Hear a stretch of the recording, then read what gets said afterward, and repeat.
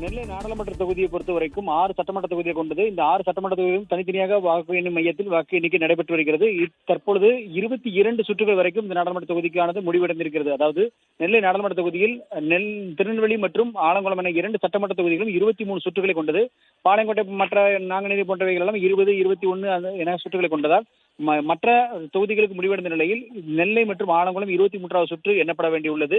இதுவரைக்கும் வந்த எண்ணிக்கையில் பார்க்கும் பொழுது காங்கிரஸ் வேட்பாளர் வெற்றி பெறும் தருவாயில் இருக்கிறார். அதை இன்னும் அதிகாரப்பூர்வமாக அறிவிப்பதற்கு தபால் ஓட்டுகள் எண்ணும் பணி இன்னும் தொடங்க இருக்கிறது. எனவே தபால் ஓட்டுகள் எண்ணிய பிறகுதான் இந்த எத்தனை சதவீதத்தில் அவர் வெற்றி என்பது அதிகாரப்பூர்வமாக சொல்லப்படும் என்று தெரிவித்திருக்கிறார்கள்.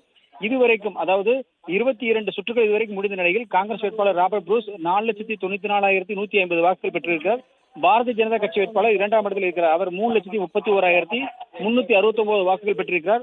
அதிமுக வேட்பாளர் ஜான்சி ராணி 88,055 வாக்குகள் பெற்றிருக்கிறார். அதே போல நாம் தமிழர் கட்சி சேர்ந்த சத்யா 85,722 வாக்குகள் பெற்றிருக்கிறார்.